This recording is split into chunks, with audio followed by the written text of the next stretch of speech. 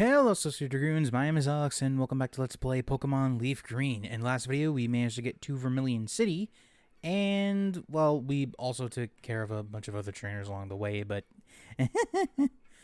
we also managed to get a Psychic type for our team, because Psychic types are still kind of broken in Kanto, especially in Gen 3. But I believe it was around this point that the audio for the game, I finally managed to get audio stuff situated for the game, so we are good to go. No more background music. I mean, like, thank God, am I right?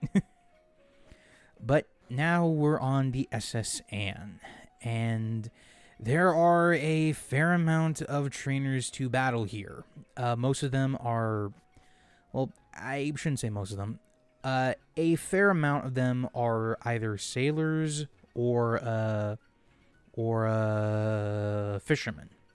So, this sailor didn't really have anything of note, but this next one actually does. But basically, sailors will have either a fighting types like a Machop here, but they will most prominently have water types. And I should also mention that if you are hearing any squeaking, that is because of my fan. It's still rather hot in my room. I need to cool off somehow. But, yeah. And generally this whole part is going to be,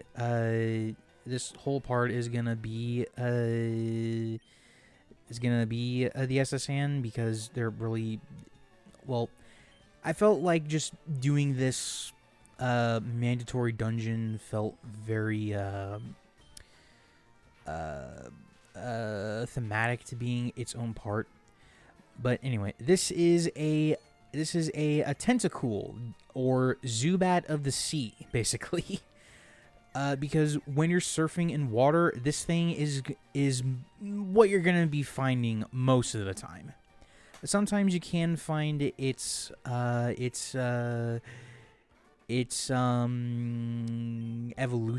Tentacruel, but that's a little bit rare. At least I believe so. But anyway, and actually for Gen 3, I think it's a bit underrated because, like, most people would want to go with Gyarados for their water type, but in Gen 3, water, I believe, is considered a special move. So you're pretty much gonna be like, Gyarados is basically not a good option for Gen 3. Gen 4 onward, though, it does get pretty good. Though, you still need Surf to actually get out of here, but... Well, not get out of here, but to get across the world, but, yeah, you know. Oh, and also off-screen, I did manage to train up Zeno, so that way he can, actually, you know, put up a fight, essentially. Now, I should also, well, okay. Now, sometimes when you go into a room, you don't know if a trainer, well, if a person there is actually a trainer or if they're not, so... sometimes you're gonna see me fiddle around with things until I figure out, okay, this is that, that's that, yada yada yada. But anyway, so yeah, I actually really like the Gen 3. Well, I like the Gen 3 SS Anne a lot, mainly because of the music and just how kind of cozy it looks. But it is kind of a shame that we only get to see this thing once, so... It is what it is, but, you know. Anyway, that particular trainer is they're what's known as a gentleman. Now, this one had Growlithe, which is one of my favorite Pokemon from Kanto. In fact, well, unfortunately, it is a version exclusive. Like, in... Okay, well, you can get it in Fire Red, but, But there is a counterpart for it in Leaf Green, but we'll get to that later. But Growlithe was, well, it still is one of my favorite Pokemon to use because it's a fire dog and I like that, but it can be a bit of a pain to deal with at times because of what level you need in order for it to be good, essentially. Like, it is a long time before Growlithe learns the move Flamethrower, which is a quintessential staple for any fire type that uses special attacks. And Growlithe is a bit of a mixed attacker. So both physical and special attacks work well. Excuse me. But while he does learn it naturally, it is a long time before he can actually use it. So, yeah. Unless you go to the game corner over in Celadon and manage to trade in cash for coins or do slots. I think the slots are still here. I think because this was before a Game Freak had to do the whole we're cutting out gambling stuff because we don't want to promote it to minors. You know, so there was that. But yeah, I think that's there. I don't know for sure, but it is kind of whatever though. But yeah, and do not be afraid to use this room right here to heal up your Pokemon. It is a lifesaver, so you don't have to waste potions. You don't have to waste time going into the Pokemon Center, coming back in and out, you know. You don't got to keep worrying about that. Though, sometimes, whenever you do enter a room, a battle is unavoidable. But it's not the worst thing in the world. But I did also want to mention a bit of a strategy that I'm doing. So, I am trying to level up Sparky until she reaches level 26. Now, this is a problem that I have with a lot of different Pokemon games. Well, a fair amount, I should say. So, at level 26, Sparky will learn Thunderbolt. Now, granted, there aren't that many electric mons in Kanto, right? Most of them are pretty much confined to the power plant, which we are not going to visit for this playthrough, because it just has some Pokemon that we haven't seen along with the Zapdos, right? And I don't like going after the evolutionary birds. Not evolutionary, they're fucking legendary. Come on, Alex, just get your fucking head in the game, you know. But regardless, I don't like going after the birds because, well, it's really just bragging rights. And if I knocked any of them out on camera, I'd be like, well, people would be like, "Why'd you do that, you idiot?" I can fucking hear it in the comments already. I can hear it already. But anyway, my little tangent though was that certain moves can only be learned by a certain number of mon. Or, well, okay, let me put it like this, okay? Fire Pokemon can learn Flamethrower. Ice Pokemon can learn Ice Beam. And electric mons can learn Thunderbolt, right? So why is it that only specific members of this type can actually learn the moves naturally. Like, here's a perfect example. Ampharos, right? I use that thing so goddamn much in Soul Silver. It's a bit of a problem, but it does not learn Thunderbolt. The only way that you can get Thunderbolt in that game is by doing Voltorb Flip in the prize counter, and fuck Voltorb Flip. Fuck it to high hell and back. Even if you use a VoltorbFlip.net or something like that, it was some kind of website to basically help you cheat the game or actually help you understand it. So yeah, like even with that, you like it is a struggle to get Thunderbolt, Ice Beam, and Flamethrower TMs. And it just leads me to ask, why can't it learn the move naturally? It's not like it's doing anything different. In fact, it's pretty much doing the same thing that every other electric mon uses. So, like, I don't get it. Like, honest to God, I really don't get it. But, anyway. Now that we got... But anyway, so, yeah. Now that we got a Thunderbolt, we should be packing a little more punch whenever we use an electric attack. Well, relatively speaking, because stats are still a thing, but hey, at least we have a brand new mon this time around, Ponyta.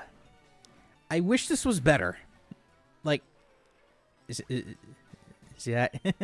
Like, I wish that Ponyta was better. Like its real big attribute is that it is fast. It is a fast fire type. But I wish that it used special attacks a lot more, because most fire type attacks, at least these days, are considered special attacks. Flamethrower, fire blast, things like that, right?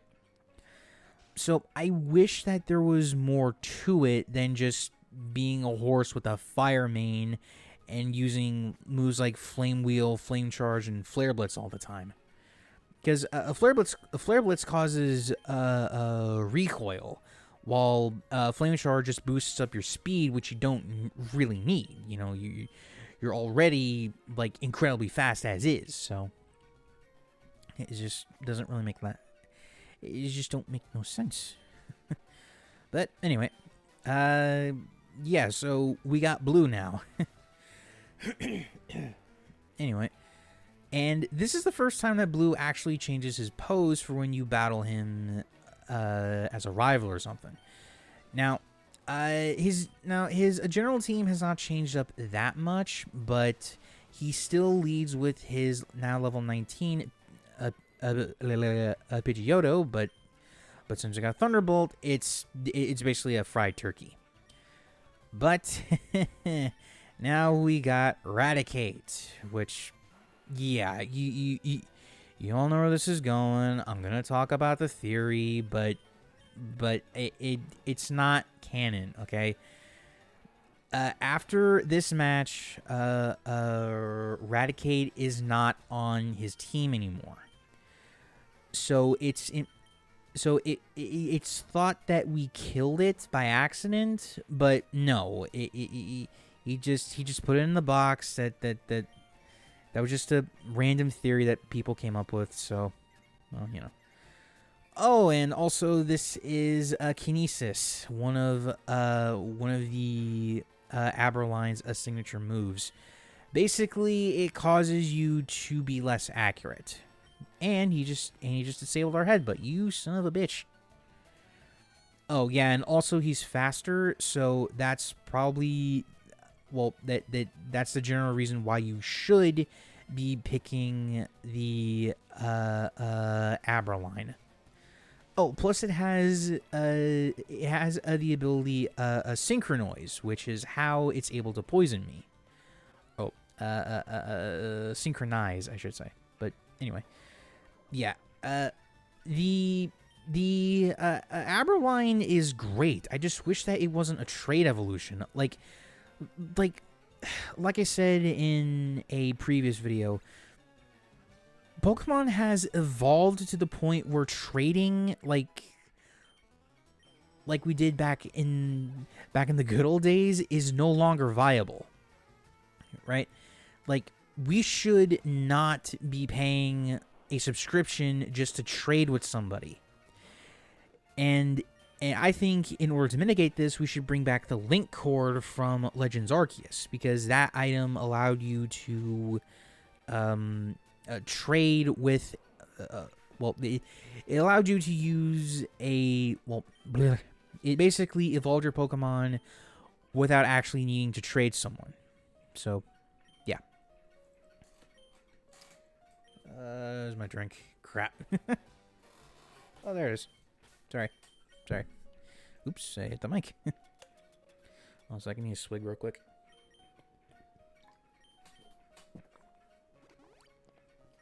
Sorry about that. But yeah. As soon as we get in here and talk with the captain, and start rubbing his back, he will give us the TM for cut. Now, unlike what happened in Let's Go Pikachu, you need a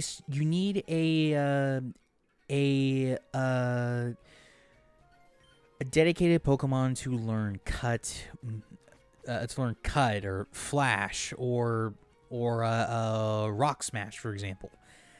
And that is because these are permanent moves. Unlike a TM, HMs are permanent. Though there are a few good ones, like Surf, Fly, and Strength. Right? Fly and Surf are very powerful moves on their own. It's just that Fly is a little less accurate at times, and I mean, like, Surf is like it's always been a very hard hitting water move. Though as the generations have gone on, they slowly but surely been mitigating their importance. Like, starting with Gen 7, they were just flat out omitted, but we got other Pokemon to take their place. Now, we got, basically they serve the same general purpose, but oh, sorry about that. Sorry. But yeah, I think it'd be kind of awkward just to do the gym here. It might have gone on for a little too long, but I mean, then again, the general footage, like raw, the raw footage of this one was like 33 minutes plus battles. So yeah, it was. I severely underestimated how much viable footage would be used for all this. So yeah, plus I didn't want to bore you guys with grinding. Plus I would do it anyway. In fact, as of right now, I am still trying to record footage for the game at the time of this upload. And I am just about to take on the final gym. But we'll get to that in the next video. Well, not the final gym. We'll get to the third one in the next video. Sorry. Anyway, so, if you enjoyed the video, please be sure to leave a like, comment down below. And if you're new around here, please subscribe to the channel, because we're on the road to 1,000 subscribers, and every little click helps out a lot more than you think. Until next time, Celestial Dragoons, remember, reach for the stars.